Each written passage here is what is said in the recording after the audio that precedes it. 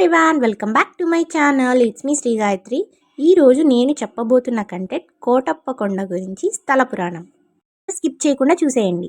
పూర్వం దక్షయజ్ఞం విధ్వంసం తరువాత సతీదేవి వియోగాన్ని భరించలేక పరమశివుడు మనశ్శాంతి కొరకు త్రికూటాద్రి అనగా కోటప్ప కొండ యందు తపస్సు చేయటానికి వచ్చారు. కోటప్ప కొండ దిగువనున్న కొండకావూరు అనే గ్రామంలో నంద కుందారి అను యాదవ వంశీకులకు ఒక కుమార్తె ఉన్నది. తన పేరు ఆనందవల్లి. చుట్టుపక్కల ఉన్న గ్రామానికి పాలు, పెరుగు, తేనె అన్నీ తీసుకుని అమ్ముతూ తన జీవనం సాగించేది. పరమశివుడు కొండపైన తపస్సు చేస్తున్నాడని గ్రహించి ప్రతిరోజు పాలు, పెరుగు, తేనె నైవేద్యంగా పెట్టి అక్కడ నుంచి ఇంటికి వెళ్ళేది. ఆ సమయానికే సాలంకయ్య అనే ఒక రైతు ఆ ప్రాంతానికి చేరుకున్నాడు. పరమశివుడు రైతుకి ఒక యోగి రూపంలో కనిపించాడు. యోగి రూపంలో ఉన్న పరమశివుణ్ణి మహానుభావుడిగా భావించి తన దగ్గరున్న ఫలములు తీసుకుని స్వామివారికి ఇచ్చారు.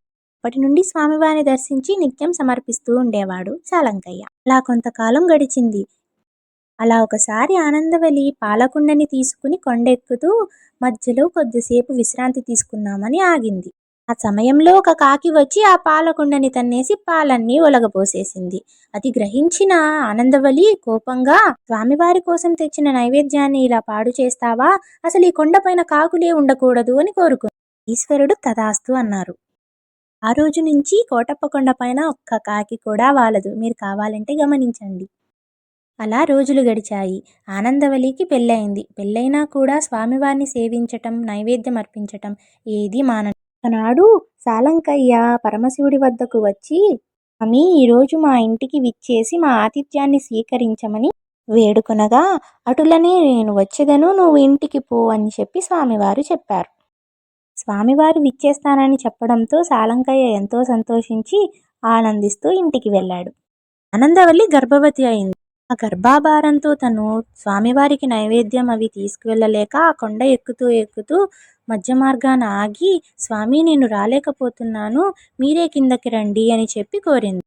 పరమేశ్వరుడు, తల్లి, నీ కోరిక మేరకు నేను కిందకు వచ్చేదను, కానీ ముందు మీరు వెళ్ళండి, మీ వెనుక నేను వచ్చేదను, కానీ వెనక్కి తిరిగి చూడరాదు అన్నారు. సరే అని ఆనందవల్లిను శివుడు ఇద్దరూ బయలుదేరారు.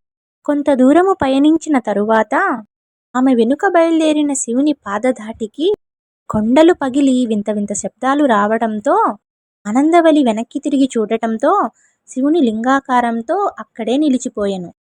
అది చూసిన ఆనందవల్లి తను కూడా శిలగా మారిపోయినది. సమయంలో స్వామి ఆతిథ్యముకు ఇంకా రాలేదని స్వామివారి కోసం వచ్చిన సాలంకయ్య ఆ దృశ్యం చూసి ఎంతో విలపించాడు. సాలంకయ్య, నీవు చింతించకు. కోటి ప్రభలు ఎప్పుడైతే కొండ దిగువకు వచ్చునో అప్పుడు నేను కిందకు దిగి వచ్చేదను. ఈ సాలంకయ్యకు శివలింగాకారం నుండి వాక్కు వినపడింది. శివలింగము గల పవిత్ర స్థలమే ఇప్పుడు కోటప్ప కొండగా ప్రసిద్ధి చెందింది. ఆ లింగమునకు ఆలయము నిర్మించి త్రికోటేశ్వర స్వామిగా భక్తితో పూజిస్తూ ఉన్నారు సాలంకయ్య. కాలక్రమేణా ఆనందవల్లి అనగా అమ్మవారికి కూడా ఆలయము నిర్మించారు. వాళ్ళకి శ్రీకృష్ణదేవరాయలు పరిపాలిస్తున్న కాలంలో కొండవీడు రాజ్యాన్ని మీదకి యుద్ధానికి 4 రోజుల పాటు సంశయించారు. కానీ స్వామివారి మహత్యం తెలుసుకున్న తర్వాత దర్శనం చేసుకుని యుద్ధానికి వెళ్ళాక జయించారు. అంతేకాకుండా ఈ కొండ ఏ దిశగా చూసినా కూడా 3 కొండలుగా కనిపిస్తుంది. ఒకటి విష్ణు శిఖరంగా, ఇంకొకటి బ్రహ్మ శిఖరంగా, ఇంకొకటి రుద్ర శిఖరంగా. మాఘ బహుళ ఏకాదశి నుండి అమావాస్య వరకు ప్రభలతో వచ్చి దర్శనం చేసుకుని వెళుతూ ఉంటారు.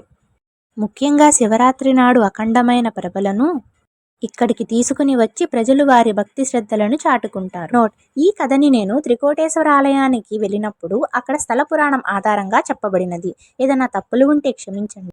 ఈ కథ కనుక మీకు నచ్చితే కింద కామెంట్ సెక్షన్లో ఓం నమః శివాయ అని టైప్ చేయండి. అలాగే ఇలాంటి మరిన్ని కంటెంట్ తెలుసుకోవడం కోసం మన ఛానల్ని సబ్స్క్రైబ్ చేసుకోండి. Thanks for watching. బాయ్.